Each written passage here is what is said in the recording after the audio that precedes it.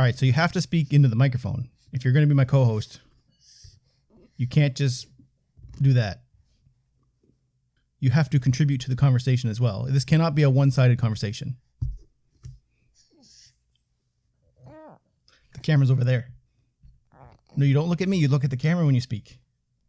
The people don't want you looking at me. They want you looking at them. I don't think this is going to work.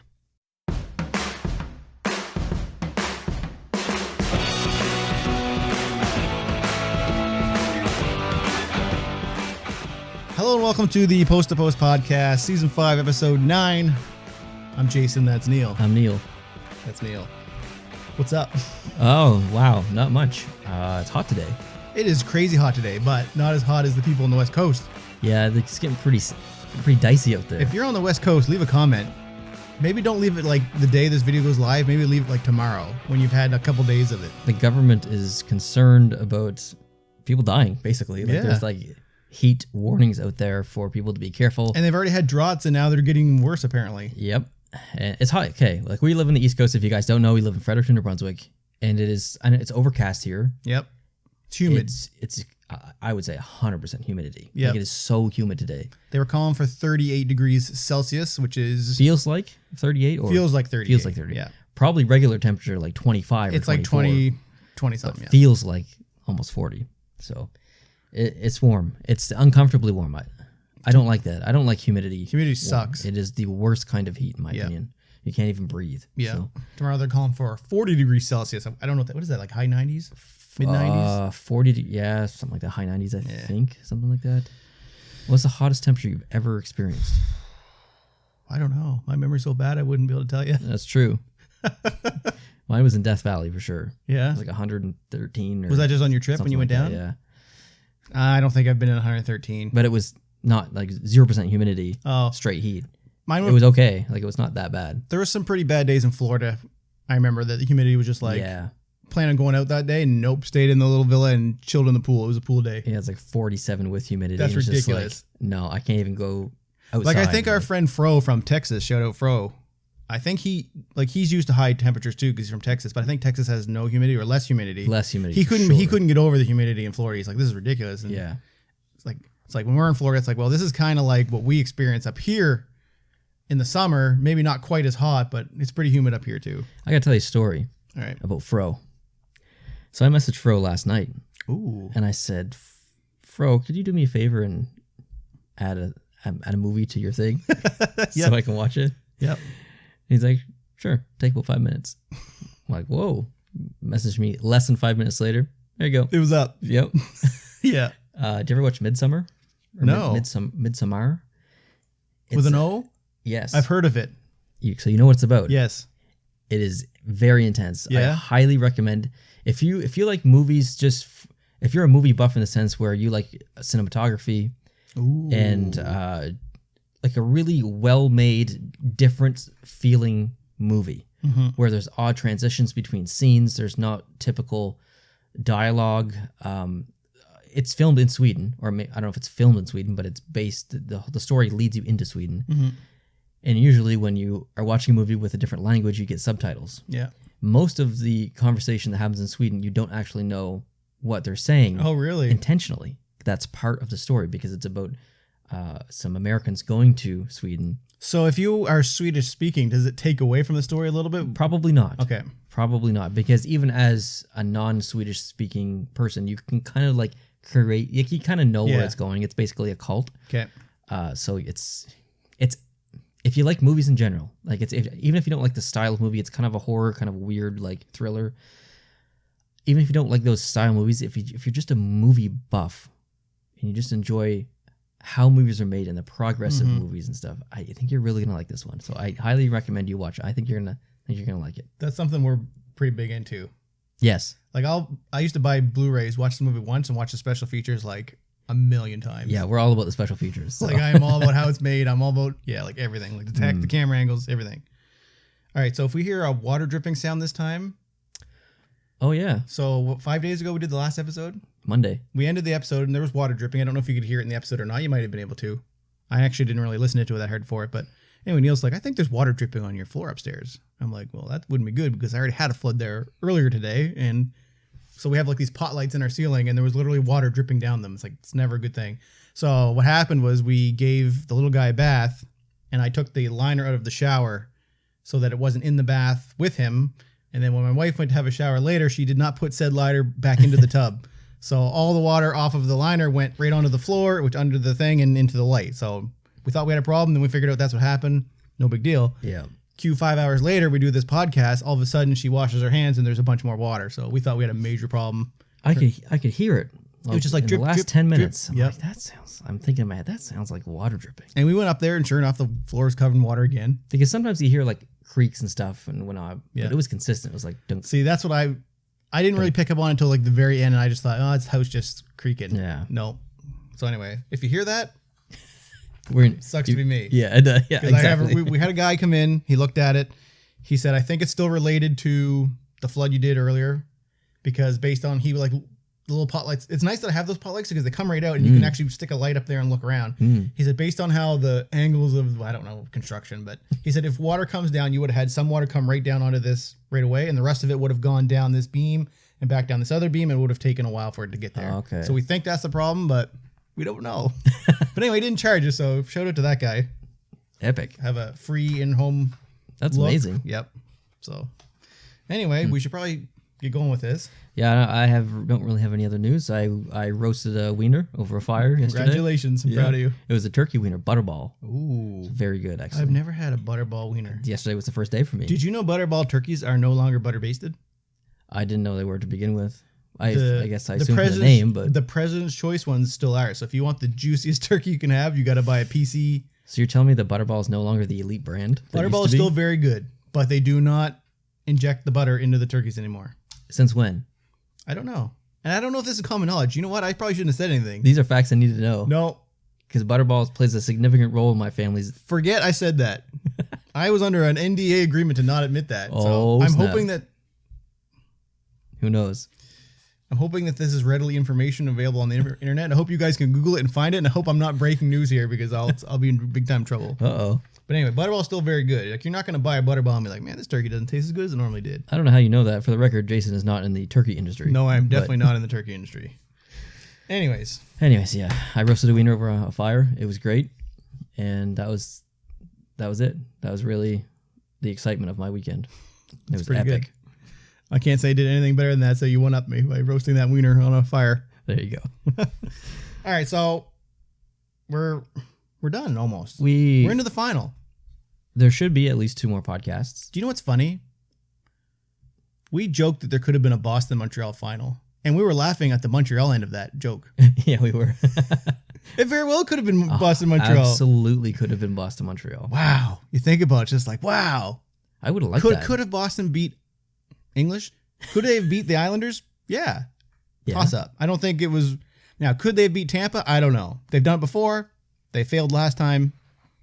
I don't know. It would have been an interesting series for sure. But the possibility was there.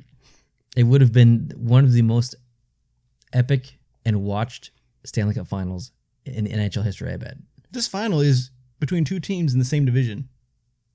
Technically, it's yes. 2 Atlantic team divisions, 2 Eastern Conference-based teams. That is true. This would never be possible before and never again. I want to say something right off the bat. I'll let you. And you may disagree with me. I may be in the minority on this one for once in my life. Okay. There's a lot of people online saying this is an asterisk cup if Montreal wins. Well, I completely disagree with that. I disagree. They beat Toronto. Now, say what you will about Toronto. Toronto had a good team. Now, they whatever in the playoffs. It's Toronto. So I'll give you that. But they still had an elite team on paper.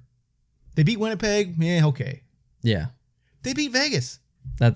You can't say that there's 3 anomalies in a row. Exactly. And it's not just they beat them. Like, look at the stats and like look at the win. Like, look how many times they've lost. They've lost twice since they played that last game in Toronto, or the last loss in Toronto. Since then, they've lost twice. And that's kind of why I'm happy that they're playing the Lightning, who are the best team in the league. They won the Stanley Cup last year. So if Montreal wins, they're beating literally the best team to win the cup. So I will give the people the statement that they shouldn't be there. Like, absolutely, on a normal year, they wouldn't have made it this year. But that doesn't take away from the fact of what they're doing right now. Like, they have flipped a switch. They're not playing the same way they did in the regular season. It's the same as last year. Totally. They didn't get it done versus Philadelphia, but they got it done versus Pittsburgh. I want to give a shout out to Jeff O'Neill, TSN Overdrive, O-Dog. He said, now I'm going to try to say this correctly. He said that Montreal is not a better team than the teams they're playing, but they are playing within 10% of the best hockey every single one of those players can play.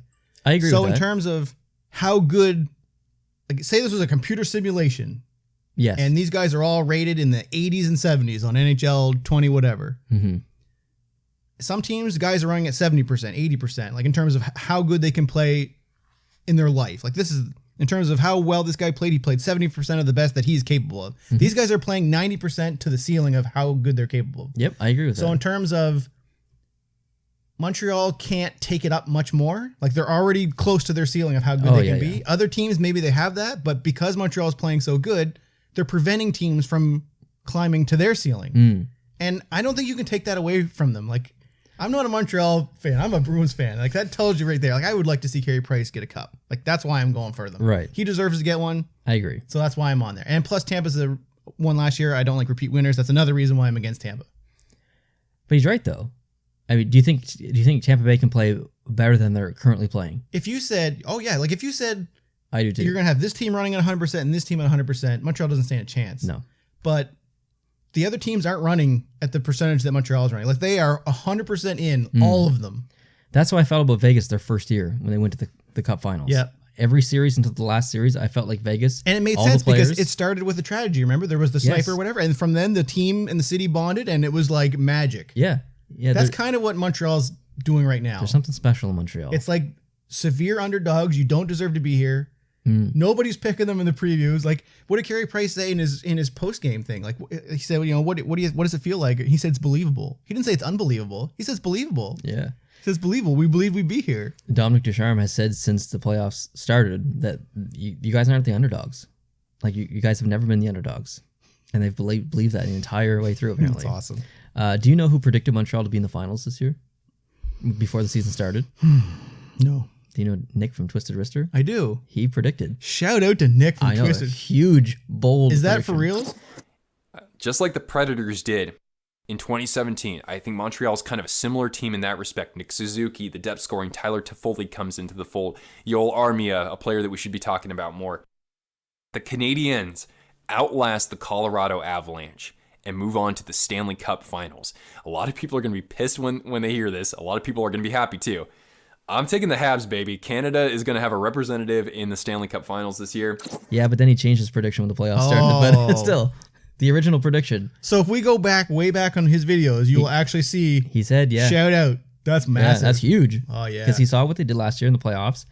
And he's like, okay, well, this team's built to play in the playoffs. So if they make it, regardless of where they fall, it's a team built to play in the playoffs. And they proved it last year.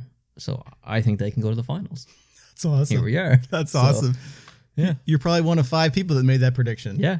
Yeah. It's good stuff. I hope you put some money down on that or got in a pool or something. Yeah. I got to mute this before. I'm worried, but I'm not I'm worried in the sense that I don't want Montreal to get swept. I don't think they're going to. I think it's probably going to go, I'm hoping it's going to go 6 or 7, regardless of who wins. But I'm not stressed. I feel very content. Are you happy with the Tampa over the Islanders? I mean, I was cheering for the Islanders, but no, who would you rather play? Because I think they have a better chance against Tampa than the Islanders. I really do. Because I think you're looking at 2 defensive systems against each other.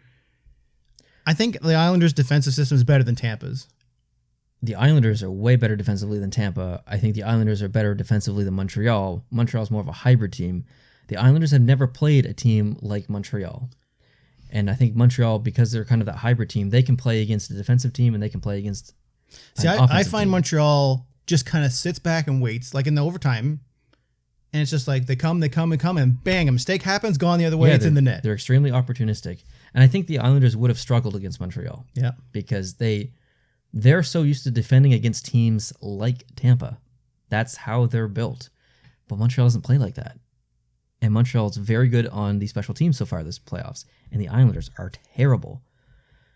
I legitimately believe that if the Islanders went to the finals, Montreal would have won in 5 games. Really? Yeah. Oh, wow. I had the opposite. I felt really good about it. But I kind of flip-flop. at the same time. And I think that Montreal does match up quite well with Tampa, because I think like Tampa, because of the way that Montreal plays and because the way the Islanders play, they have to play a little bit risky, and they're always forced to the outside. So they have to be, the defensemen have to pinch in. And when that happens, sometimes there's turnovers. And Montreal's very good at forcing turnovers. And then breakaways happen, and then 2-on-1s happen. And Montreal's extremely opportunistic, like I said. So I suspect in the first 2 games of this series, we're going to see not a lot of breakaways, but we're going to definitely see some 2-on-1s in Montreal's favor, because Tampa is trying to play a little bit more risky and trying to get into the middle where they can generate some offense. Mm-hmm. And Montreal's going to capitalize on that. I'm not saying they're going to win any of the first 2 games, but I'm just saying I think that's going to happen. Okay, so before we get any further, why don't we do a closing thought on the 2 series that just ended? Okay, let's do Montreal, Vegas. Okay. So Chris Lee was removed basically from the rest of the series, which was the last 2 games, the Game 5 and Game 6. So don't say that complaining doesn't get anything done.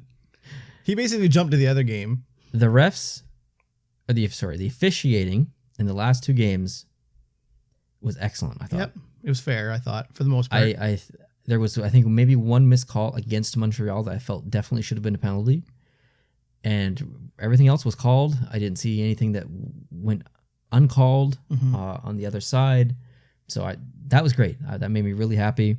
Obviously, the NHL got the point that, people are pissed about the officiating, not just Canadiens fans, not just Tampa fans, not just Islanders fans. Like, and it's not that missed calls are bad. It's the blatantly obviously ones that you're looking at that you're not calling. Exactly. There's a difference between missing something and not calling something. Yeah. We're not going to get into the refs again, but yes, you're right. A huge improvement for the last 2 games. Cole Caulfield's goal in Game 6. Oh, yeah. You see the look on his face after he scored that goal? The little chip to himself over the stick. Yeah, that was impressive. Like, this guy was not even playing for the first game in the playoffs. I was pissed. He was upstairs. Yeah. Unbelievable. So I just loved seeing his face afterwards and just no emotion. Great snipe, too. Oh, top shelf. Beautiful. Like, just boom. Because did you see the dialogue between Leonard and Cole Caulfield? No. Hi, my question is for Cole. After the last game, Robin Leonard sort of said publicly the scouting report saying you would only shoot high or 5-hole. Were you surprised to hear him say that like this? And was that an accurate scouting report, or is there more? Is there more to you? I think that's a good thing that he's thinking about what I'm going to do. So I'm just kind of taking that in the next game. It's good that he's kind of opening his mouth. You know what he's thinking now. So we can kind of go off that and create new things to do and new things to look at. So Cole Caulfield kind of made like a bold statement. To be like, yeah, I want you to be thinking about where I'm going to go. And then the next day he scores a goal on him. So jeez, pretty big balls to say that. Yep. Carey Price was excellent. Yep. Corey Perry is an amazing beast. Another thing about Carey Price is Carey Price has been amazing, but he's not the only reason the Habs are where they are. Oh, no. I want to stress that. Their team has been playing very well. You can't say that Carey Price is carrying the team. He's playing maybe better than he's ever played. Yes, he's doing his part for sure. Like, you can't take that away from him, but you can't just be like, oh, well, if you didn't have Carey Price, you wouldn't be here. Well, I don't know. He's never had a better defensive team in front of him. That's right. That's just fact. Like, it's not even arguable. That's not a biased opinion. That's a very objective, factual opinion. It's just, it is what it is. I also like that, was it Philip Deneau that did the post-game presser with Caulfield too? Brought him another piece of pizza. And he's like, we're not supposed to eat pizza. He's like, just take a bite. And he's like, it was awesome.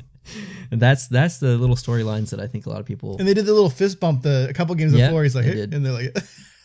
Those are the storylines that people get behind. Even if you're not a Canadiens fan, maybe you cheer for the St. Louis Blues and your team's out, and you're looking for someone to cheer for. And you see something like that, you're like, man, I appreciate the personality. Yeah, a little bit of bro love, like you know, a little bit of a mentor. Yeah, on a new guy. It's awesome. Yeah, the penalty kill. Woo. So I left this in here the last time that we did a podcast. It said in the last 11 straight games they have not allowed a power play goal. 27 for 27. So since that last podcast, which was on Monday, I believe, Tuesday, sorry. They are now 30 for 30 on the penalty kill. That's an NHL record, if I'm not mistaken. Actually, I think you said that. It was an NHL record before. Yes, it was an NHL record before. It's 30 for 30 on the penalty kill. It's incredible. And their power play, do you know what the power play is? No. 30%. Unbelievable. Pretty decent. Pretty decent. That's pretty great. Now, I'm not saying the record's going to continue. Considering that Tampa is the most penalized team in the league. They have a deadly power play. So yeah, Montreal's penalty kills 30 for 30. But if you're facing Tampa power play, Yeah, a little bit different. it's like facing an all-star team. So I don't think this record is going to go beyond. But listen to this. So the first series, what did Matthews do? Not much. What did Marner do? Not much. True. Okay, move on to Winnipeg. Now, obviously, Scheifele got himself into trouble, but what did any of their stars do? Nothing. True. Go to Vegas. What did Mark Stone do? What did Pacioretty do? True. Nothing. We will see. But that's the problem, though. You can shut down Stamkos and Kucherov, and you can try and shut down Point. Maybe you're successful and you get all three. Well, what about Killorn? And what about Yanni Gourde? But you also have to remember that Montreal only plays 4 defensemen, too, so they're always going to be out there. I guess. I don't know. I'm worried. You should be. Like, don't take this the wrong way, but... Like, I'm just worried that there's going to be a sweep. I just don't want them to be a sweep or even 5 games. Like, I want it to be competitive. I'm thinking 5. I hate to tell you that, but...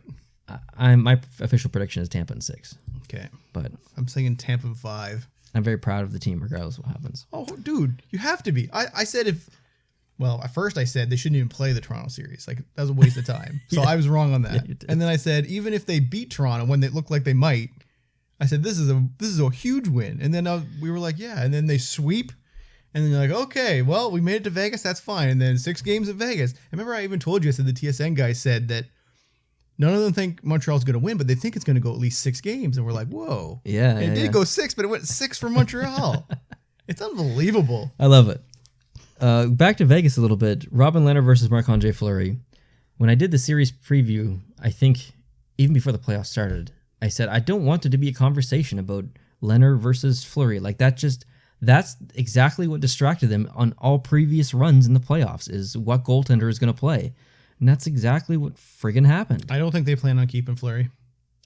He wants to retire there, but I don't think they're going to keep him. Like, they went out and get another goalie, and this is a goalie that can replace him. Like, you don't go and get that type of goalie as a backup. And they signed him long term, didn't they? Well, not long term, but decent. That's what I mean, and that's why I think the writing's on the wall for Fleury. Like, he's obviously a fan favorite. They'll take flack if they get rid of him now, but I don't think a couple years from now you're going to be looking at Fleury still being there. Do you think he goes to Seattle? I don't know. And another expansion team, and then brings them to the Cup Finals. Like, we had news on. We're going to talk some little bit of news at the end of this podcast, and one thing that's not in our news, I know this is kind of off topic, is so Seattle hired their coach. It's Dave Haxtell. Dave Haxtell, and they were asking Ray Ferraro what he thought, and he's like, that's because there's a Toronto assistant that got promoted, and they were joking like, this guy's been in Toronto for 5 years. We don't even know what he looks like or what he sounds like because he's not allowed to talk to anybody, and now he's the head coach of a team. So I guess we're going to get to finally meet him.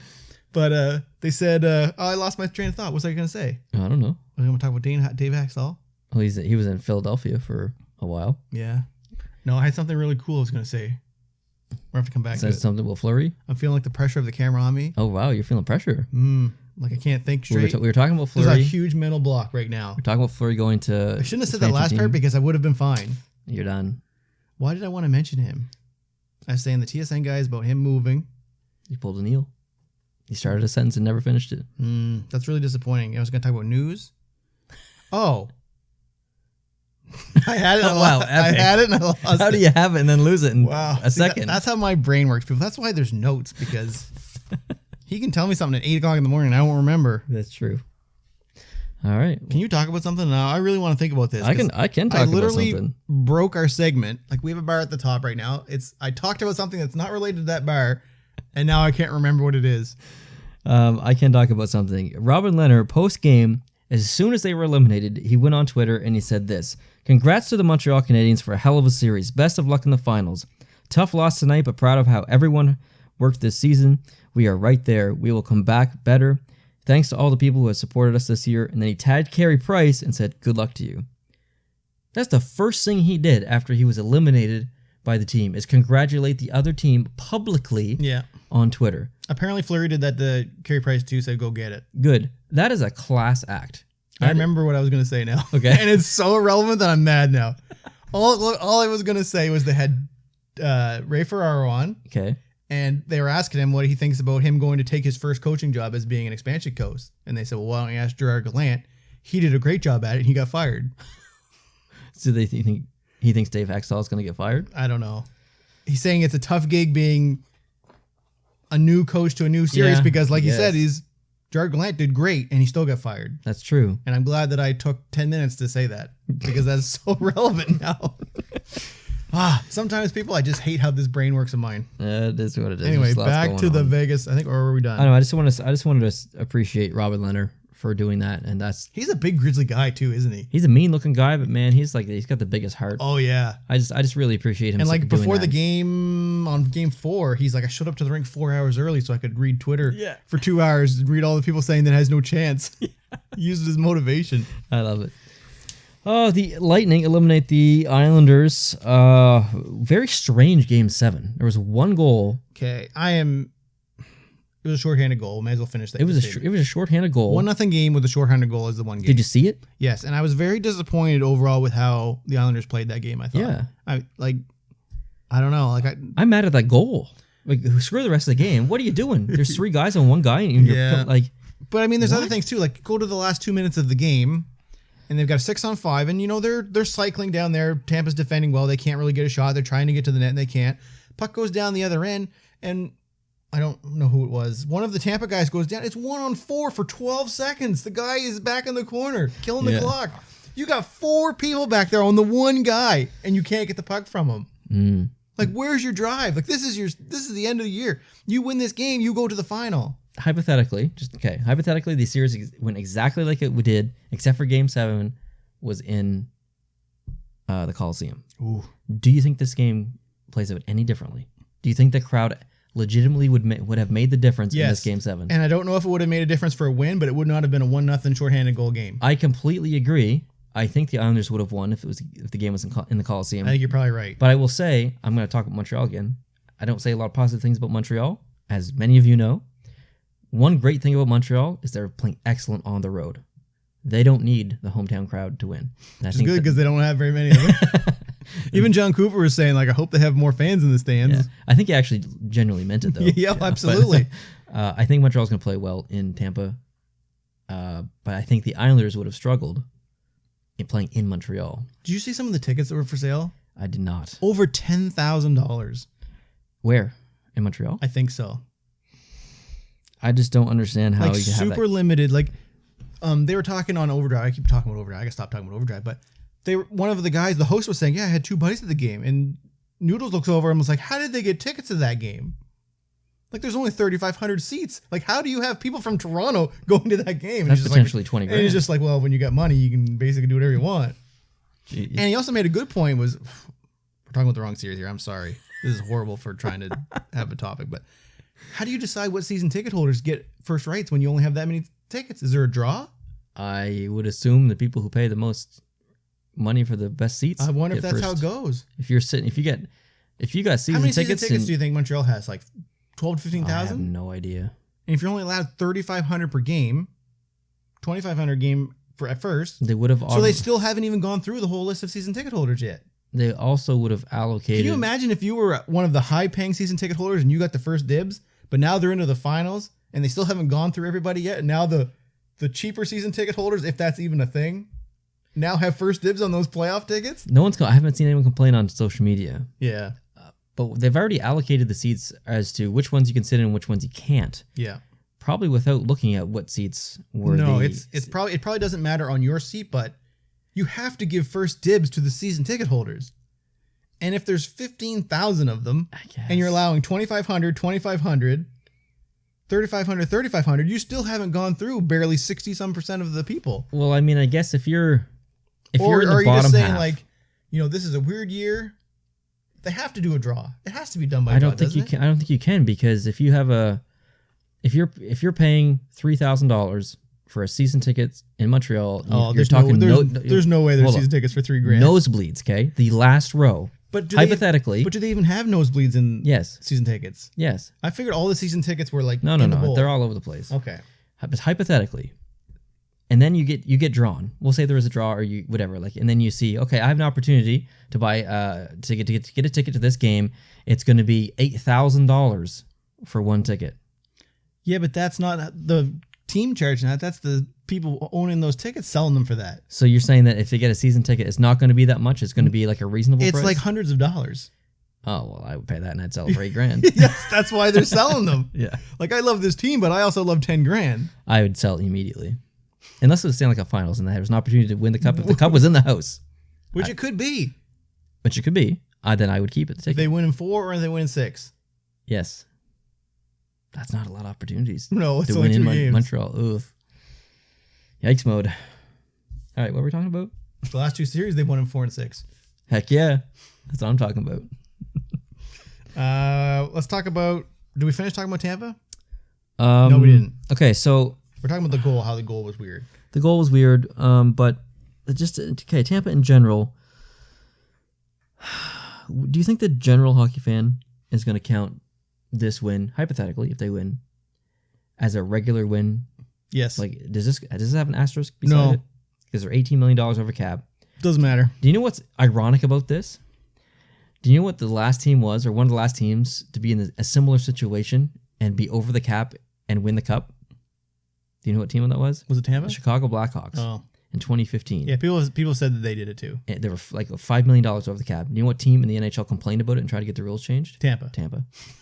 The NHL did nothing. So then they did it themselves. So then they did it themselves. Yeah. So you know what? Good on them. So no asterisk. Nope. Asterisk. No asterisks either way. Even if they beat my Montreal Canadiens, they won.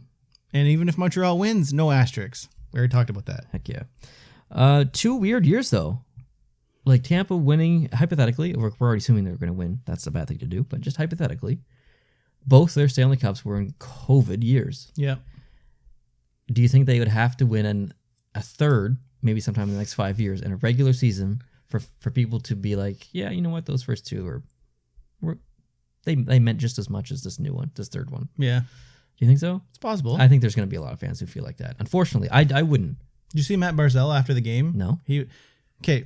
I want to ask you something. Heck yeah. Do you like that they interview players of the losing team immediately after they lose? Or do you think they should give them a day to get their thoughts together and not be like super angry and emotional? And No, because I think they dwell on it. Because they'd be like, oh my God, I have to do an interview tomorrow. Like, I just want to go home. I mean, that's true. If I was a player, I'd be like, just get it over with. I don't know what I'd be like. I probably would be like that. I wouldn't want to be there. But you're probably right. I probably want to get over it. But I mean, Matt Barzal's like, I'm a young guy. I got time. Mhm. But he was like, some of these other guys on my team, this could have been their shot. And we... Yeah, you think about players like Paul Mary and Mhm. I don't know, just it's frustrating that some guys you want to see win the cup that just aren't. Like I gonna said, do I it. just expected more out of the Islanders. That was the game. Yeah. And they just, I don't know. Maybe they just barely had enough to get the game 6 and they just didn't have it in the tank for 7. I don't know. Could be. Do you think anything needs to change with the Islanders? Like what do they need to do? No, I don't. You think it's just they ran into Tampa? Sure. That's frustrating because that's like almost it's out of your control in a way. Yep. But I mean, look at Colorado. They're out because they ran into Vegas. it's true, which is crazy. Like, It's that's weird. ridiculous. Do you think if they had to have John Tavares on their team still, that they would have won? No. No, me either. They've been fine without him. They've actually been doing really well without him. I saw someone on Twitter say that if he was still on the team, that they would have won, but that's just not. It's just Yeah. not the case. No. The Stanley Cup Finals schedule. Game 1 is tomorrow night, June 28th, on a Monday, 8 p.m. Eastern. Game 2, June 30th. That's a Wednesday at 8 p.m. Eastern. Game 3 is July 2nd. That's a Friday at 8 p.m. Eastern. Game 4 is July 5th on a Monday. So there's no game Saturday, no game Sunday. July 5th, Monday, 8 p.m. Eastern. If there's a game 5, it's going to be Wednesday, July 7th at 8 p.m. Eastern. If there's a game 6, it's going to be July 9th, Friday at 8 p.m. Eastern. And then game 7, if that happens, it's going to be Sunday, July 11th at 7 p.m. Why are they not having a Saturday game? Okay, number 1, why aren't they having a Saturday game? Number 2, why are the games at 8 Eastern instead of 7 Eastern? Don't usual Eastern games start at Because they want everybody to 8 p.m. watch. Atlantic? They want everybody in on it. But I want to know what's on the schedule for Saturday. Like, what's is the NBA doing something? Is there a golf thing on? Is there IndyCar racing? Like, how do you not have a Saturday night hockey game for the Stanley Cup Final? I agree. There's not going to be a Saturday. There's no Saturday. There's Sunday. There's a Sunday game 7. No more Hockey Night Impossible. Canada's. Well, there is, but not Saturday night Hockey Night Canada's. You got a Canadian team in the finals, and you're not going to have hockey on a Saturday? And why are we going Friday to Monday? Why is there a 2-day gap in between? I'm not sure. Is there? Because Friday, Like that's not a transfer date. Between 2 and 3, I could see it because sure, you're switching venues. You're going to Canada. Why? Yeah. Why do we have a 2-day in between with no games? so Tampa's in Montreal all weekend. Yeah, So Montreal gets to sleep in their own beds for an extra couple days. I Heck don't get yeah, that. I support that. Do you know what I read? This is super off topic again. I shouldn't even say this. You're gonna but forget it halfway Did you know through. Boston Bruins had to switch their hotel multiple times against the Islanders because the fire alarm in the hotel kept going off? Are you serious? Went off 6 times, so they switched hotels. That's one of the things people do. Like, hey, I know that. Yikes mode. I read that last week. Ugh. It's just odd and end, but I don't know why. What made me? I guess just talking about them staying in Interesting. Montreal made me think of that. Guess who I saw in a hotel in Boston in early 2020 before COVID? I probably already told you, but you definitely forgot. But I don't know. Mark Messier. I don't remember that. I'm 98% sure it was Mark Messier. Yeah. I definitely did Did not you hear say he got anything. hired by ESPN to be an analyst? No, I did not. So I think Turner picked up Gretzky. Is that how it works? Yeah. ESPN picks up Messi. Wow. Very interesting. It's going to be interesting to see what the two sides kind of go to war with over each other over personnel. Do you have any interest in watching Gretzky as an analyst? I think he's pretty boring every time he talks. To I me. agree. I don't. He's think- like very like, he doesn't get excited when he talks. He's just like, well, you know, and he just bought like he went with a bunch of people and bought a lacrosse team, I think, too. Did you hear about that? No. Him and a bunch of other people. I'm thinking the things that he say are it's logical and it makes sense and it's probably I has mean, a lot of good takes, but I just I'm not going to say Gretzky doesn't know hockey. yeah, obviously he does. knows hockey. Obviously, you just want a little bit of personality. You want to Yes, you want a BXer. personality and you want energy. Yeah, you want like a BXer, someone who could like joke around and be funny and So I will tell you something cool that Elliot Friedman did say. I was listening to their podcast there earlier in the week, okay. and David Amber apparently one night on hockey. Remember when what's his name? His eyes got all red because he burst his blood vessels in his eyes. Petrie? Yeah, Petrie. So David Amber was saying that happened to me one time, and Elliot wanted to talk to him about it, but didn't have time on the TV. So he said, "Why don't you come on the podcast and tell us how it happened?" He said, "Well, it happened when I was arm wrestling. I was arm wrestling the guy so much that I burst all the blood vessels in my eye." So Elliot just was like loving it. He said, "All right." He said, "We're doing 32 Thoughts, the podcast next year because there's going to be 32 teams." And he Right. goes, "And we're having Kevin Bieksa and David Amber in an arm wrestling Oh, contest. God. And the winner gets money donated to charity." It's going to be awesome. Dude, David Amber is jacked. He's gonna destroy He's Kevin gonna Bieksa. Absolutely. No is. offense to Kevin Yeah, Bieksa. David Amber's a machine. Absolutely. Wow. If we're making wagers, $100 on David Amber. Yeah, definitely. So anyway. Some Montreal Canadiens news, I guess, leading into the finals. Dominic Ducharme is expected to return for Game 3. Can you imagine taking your team to the final and you can't even be there for the first 2 games? And you're the replacement coach. So the third string coach is now coaching the Montreal Canadiens. Although, did you see that when he won the game, he kissed his little lapel because I think it was his daughter that died or had sick or something like Not that? Sure. I read something about that, Yeah. I guess, real quick. But It's kind of cool. did you hear about Joel Armia today? Almia. He has been put on the COVID-19 protocol and will not fly with the team to Tampa Bay for Game 1. More information to be released on Monday. That's all we know for now. But Armia did have COVID in March. So Interesting. How do you get it now? Like, what I'm do you, assuming he's been vaccinated since he had COVID, but then he gets it again. I don't know. I If got a question about the vaccine. Maybe you know it, maybe you don't. I am an epidemiologist. You said that word perfectly, too. That's why you know I am one. The first dose was like 93% something. Does that mean that you have a 93% chance to, No, even if you come in contact with it, you're not going to get it? Or you have 93% less percentage of that's symptoms? the percentage is based on a full dose, not one. No, you got one dose is up to like 93, and then the second dose is up to like Heck no. 96 or something No, like that. they only do the whole thing. no. Yeah. No, man. I was reading the Moderna thing. They said the first dose gets you this percentage, and the I second didn't know dose that. I tops thought it you was. out. I thought it was the whole thing. No. Interesting. No, Yeah, that- you can definitely still get it though. You can get it, but I don't know if that 93% means like, okay, you've got a 7% chance to get it and still experience like full on 100% COVID, or the 93% just removes like 90% of the symptoms and you just get like that little 7% See, that's- symptoms. that's- I don't know. I don't know either. Anyway. I'm not an epidemiologist. Oh, you said that right that time. Heck yeah. Good job. Corey Perry is going into the conference finals for the second year in a row. Second year in a row, it's Tampa against Corey Tampa? Perry's team. Again. Do you think his knowledge from that first year is going to help the Montreal Canadiens this year? How can it? What? I said, how can't it? Oh, okay. I said, how can it? No, how Like, can't it? How Yes. cannot it be done? I think that is very valuable for the Montreal Canadiens. Not only for the sense that he's been there before, but generally he's a veteran, he's a leader. So he's going to have a lot of valuable advice for the team about how to play against Tampa and why Dallas failed. And Yeah, it's literally the same team he played last year. literally the exact same team like that. They've barely changed lineup. So yeah, pretty cool. This is the first time that Carey Price and Shea Weber have been in the Stanley Cup Finals, which is really cool. I have it written down here. Who's Jason rooting for? But I guess you already alluded. Carey Price. You're rooting for Carey Price. Yep. All right. I like it. He deserves it. Now, I did say in round 2 that if Montreal Canadiens won the cup, that I would take off my hat and show my hair for the first time in over 2,000 videos on YouTube. Okay, I have to ask you another question before we come back to this. Okay.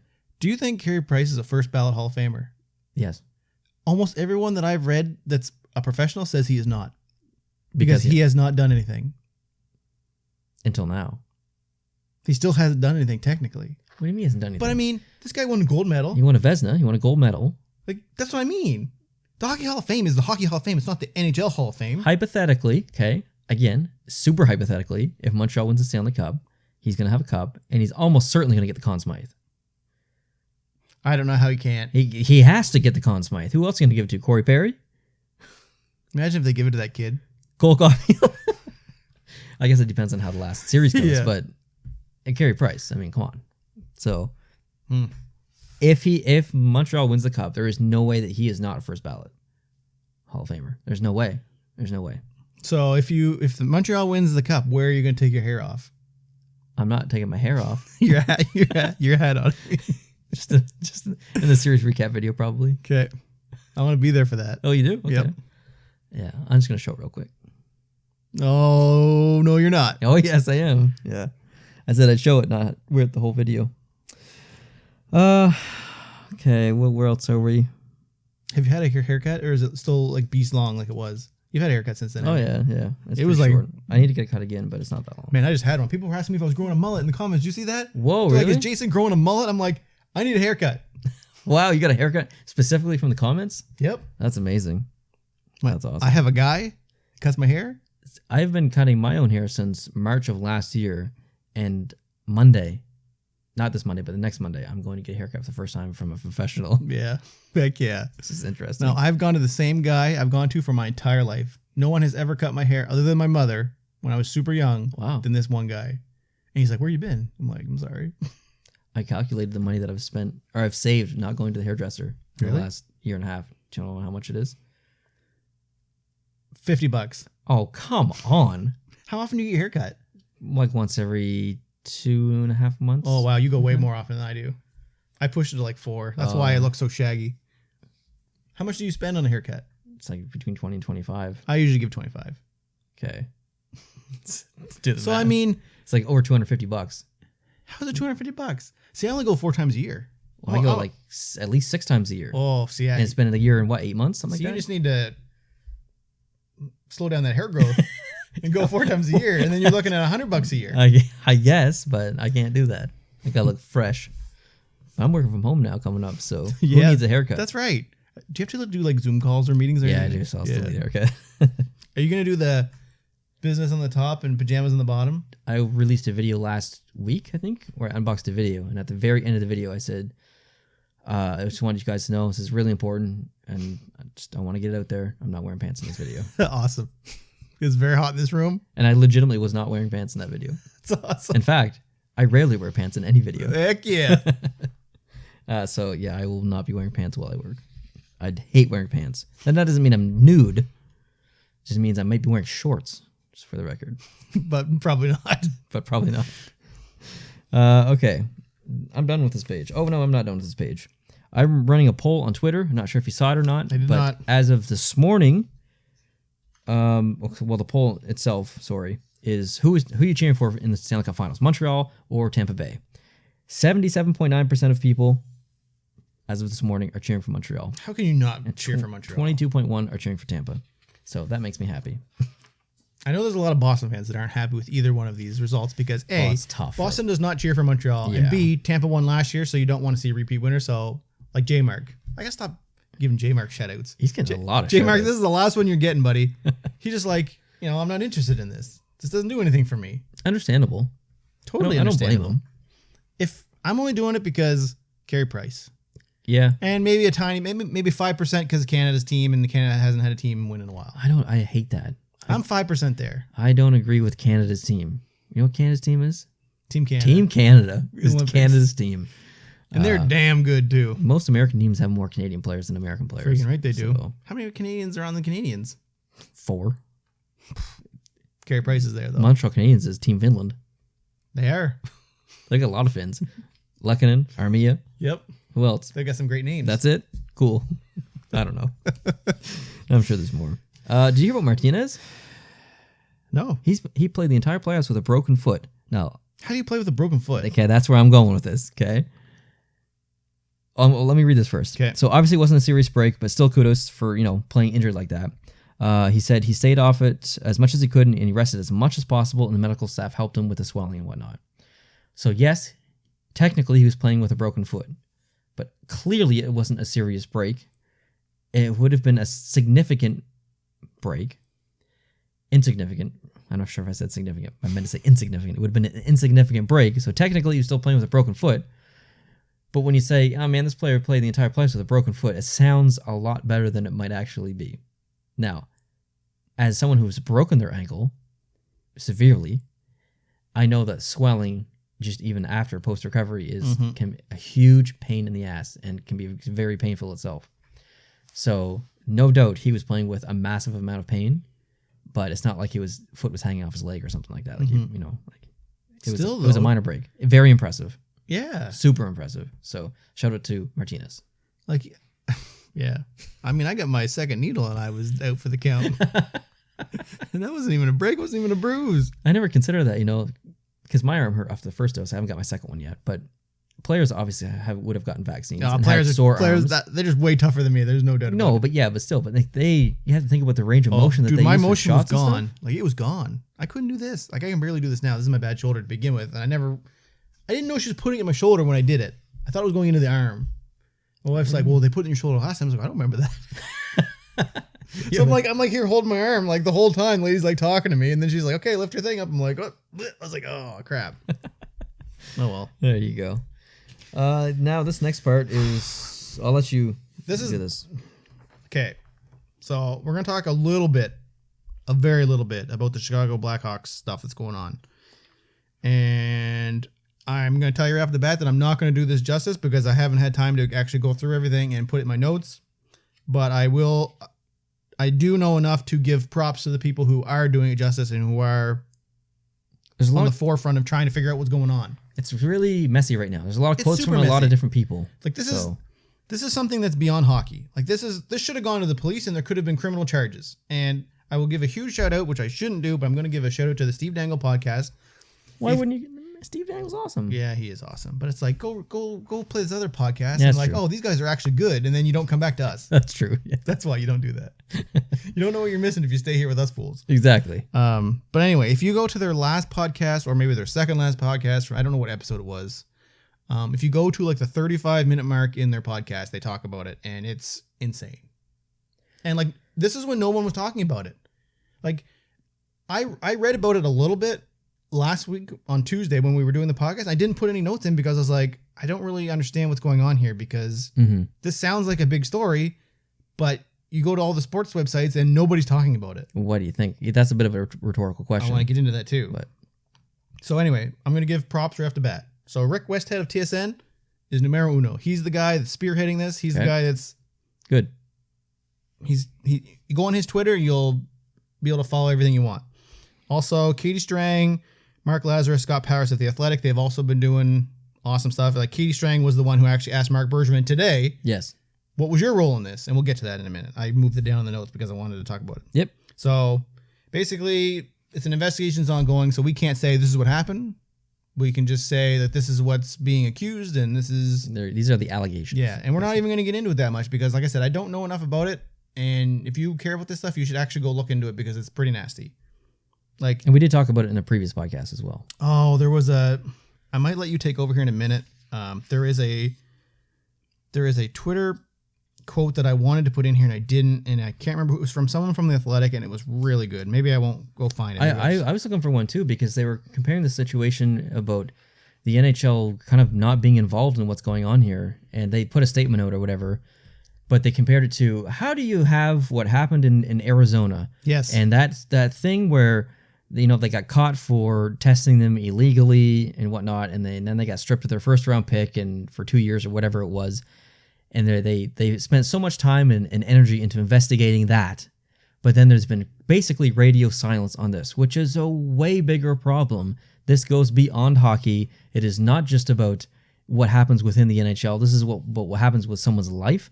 And then it follows, like, you have to think about the next person as well, because this POS went to a high school and did it to someone else. So if the NHL had stepped in back then, like, it's just, I don't know. I understand the NHL's position to try to be quiet during this situation or this period, I guess. I don't know what I'm saying, but I understand. But they have to understand that their silence says so much. Like, they almost have to come out with a statement saying that they're taking this extremely seriously and they are investigating it, which I guess technically they kind of already have, but it just feels empty. I feel empty from the NHL. So I think there's 3 people that are accusing an assistant coach of, you know, sexual assault. Yes. So, and I might be misspeaking here, but apparently this coach did sexually assault a minor later in high school. Yeah, which may not have happened if the Chicago would have done something about it at the time. Exactly. So they're almost liable for what happened after because they didn't do their due diligence. Yeah, there's legal ramifications. And that's why the Rick West has just like, I'm extremely disappointed in the media not picking this up. Sportsnet, TSN, ESPN, them, but also like regular media, like CNN, Fox, CBC, CTV. Like, why is no one talking about this story? Back then or now? Now. Oh, yeah. I haven't seen anything on CBC. There's been nothing on it anywhere. And the main reason I wanted to talk about it this weekend was because up until like 2 days ago, nobody was talking about it still. Like the Steve Dangle podcast is the first time I really heard the details of it. And it was on that podcast where they mentioned this tweet by Rick Westhead where these guys have done like a formal legal, what don't we call it, like submission. They've hired a lawyer to go in and anyway, so they have made these requests where everyone involved has to turn over their text messages, their emails, everything. They are going to go through every single person on that staff's lives to find out what's going on. And he said they're going to go into the records of the team to find out what was said, what was done, what was filed up, because they went to an assistant coach. He took it to management, and apparently it died there. Yeah. So they're trying to figure out what happened. So now they're taking their lawyers saying, okay, well, we want to come into the organization to see your records. And they said it's damning no matter what they do. Because if they see that the records are there and they did nothing, then you did nothing. If they go in and there's no records, that means they were brought serious sexual abuse allegations and they didn't record it and did nothing with it, which is even worse. Either way, it looks bad for the Chicago Blackhawks and it looks bad for the NHL. Do you think the NHL knew about it during the time, or do you think that the Chicago Blackhawks just didn't tell them? It was funny because there was a quote, someone quoted Gary Bettman, someone asked Gary Bettman about concussions or something like that just recently, and he said, I don't want to talk about that because I don't want to bring up another news story, but in 2 days or tomorrow or sometime, Gary Bettman's going to be on the media doing his speech. He's going to get asked this stuff. I wonder if they've, and I mean, Gary Bettman's just going to say this is under investigation, we can't speak about it. Yeah, I guess. I don't know. I just think that they should be a little bit more verbal about it, and they're just playing a bit silent, and I don't know. I think people aren't talking about it because, number one, they don't want to get it wrong or give any misinformation. And number two, it's such a sensitive topic that they could face backlash against it. I mean, it's really messy and it's really unfortunate, but it's got to be messy. Like, all right, I found that tweet I was talking about. So can I read this real quick? Yeah. So this is Scott Wheeler, who is a reporter, and this is going to lead into my next point. So I'm going somewhere with this. He works for The Athletic, and this is what he put out on a tweet. Is this today? The 26th today? Yesterday. Today's 27th. Okay, so yesterday. He said, I just wanted to say that I see you all demanding more coverage of the Blackhawks story, and you're doing the right thing by asking better of us as media people. Mm-hmm. Keeping your job or its prospects open or your sources or your friends in journalism should not matter more than doing your job. So he's saying that some people We're going to go there. I'm going to keep reading his tweets. Part of holding people in positions of power in the sport we report on accountable includes holding each other accountable in coverage of them and its most important topics. And the Stanley Cup Final right now, or is not the most important topic in the sport right now. When we fall short, not only do we lose credibility, which shouldn't be a motivating factor either, but real people get hurt. We have a moral obligation to play a role in pulling back the curtain so that progress can be made and wrongs can be righted in a small way. Now my next point. I have a lot of time and respect for Elliot Friedman, Jeff Merrick, Chris Johnson, people of that nature, and not one of them up until today or yesterday said a damn thing about this. And Elliot Friedman specifically only retweeted someone else who was reporting on it. Mm-hmm. And like I said to Neil before we started this, who was with the team in 2010? Marc Bergevin. Marc Bergevin was there. He was asked about it. We'll get to that. Joel Quenneville was the coach. Stan Bowman. Stan Bowman was the GM. What's his name out in Cheveldayoff was the minor league coach or something like that for the I don't remember the Chicago the Marlins or something, Chicago somethings. Anyway, there's 4 people that were with that organization that are in prominent positions right now. It is odd. It is definitely odd that no one's talking about it, but I think that they don't have any, like, I'm sure Elliot Friedman has heard from other people what's going on, but maybe he isn't the direct source of information. He has a lot of contacts, obviously. I got another question for you before you go there. Do you think because Sportsnet is the rights holder to the NHL, they're putting a muzzle on all the reporters saying, watch what you say about this? I don't think Elliot Friedman would play ball with that. But do you think he'd play ball with all his sources that give him information? I think he respects his sources, but he could still release the information. He has done in the past without saying who that source came from. He has, I think as of yesterday, the 31 Thoughts podcast has an episode talking about this, and I haven't had a chance to listen to it yet, so maybe he explains everything there. But up until yesterday, we haven't heard anything from any of these guys, and it's just like, why is Rick Westhead? See, I forgot already. Yeah, that's his name, right? Mm-hmm. Why is he the only one that's looking into this? I just suspect, I'm going to assume the best in Elliot and think that he doesn't have a direct source on this, and any information that he knows is secondhand from his journalistic friends. Because I believe in Elliot that if he knew, then the information would be out there. He based knows, on his resume. Knows more than anyone, though. He's the number one guy now that Bob's out of the business. But if he's not getting the information direct from a source, I don't think he's coming out with it. Because he's not the type of person to throw out something that's not true. Even if it is secondhand information, he wants to hear it from the source, and he's not releasing it otherwise. So I just think that he's not the first man in on this, and so he's kind of sitting back. I hope that's the case. I need to assume the best. I hope it's not. In Elliot. This is the Bros Club, and don't want to upset the Bros Club, so we're just gonna not talk about this. Yeah. Because when you talk about Elliot, he talks about how important like family is, and there's bigger stuff to life, and so this would be pretty damning on his character if he was specifically not talking about it because he was trying to protect his friends. I don't think so. I don't think that's the case. And the other side of the coin is too, he could be building a case of information and waiting on new information and being which he might have done in his podcast episode. They, like I said, they released a podcast episode titled something about Chicago Blackhawks. So they're clearly talking to it. They've already talked about it as of now. I just haven't listened to it yet. So I guess it's very unfair that we're speculating on. Yes.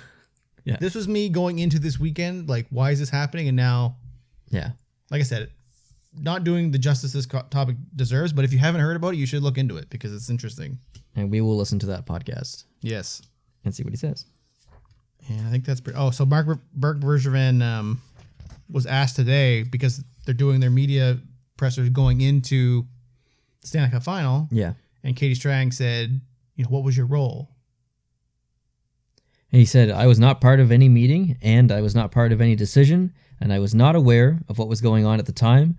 You can go on the record with that. So I have to believe him. I'm not a big Marc Bergevin fan, but if he's saying that at this point in the investigation, which has barely begun, it would be incredibly stupid of him to be lying right now. Incredibly. And it would be very easy to prove him wrong if he was lying. If he was lying, it will come out. So based on that, I have to believe that Marc Bergevin is actually telling the truth here. Which again comes back to, it sounds like this went to a certain level and then died. I think that... and we're going to find out. I think he's a smart man. But here... Do you think there's going to be a settlement? Do you think this is going to end with a settlement? Oh, big time. Like, we're not going to find out what happened, but yep, we've agreed. And they're only suing for $150,000, which is nothing to these guys. So they're not doing it for money. They're doing it for justice. Do you know what's weird about this entire thing is that hockey is one of the most physical and brutal sports. You can literally punch someone in the face and just sit in a box for 5 minutes. And then you have this, which happens behind closed doors.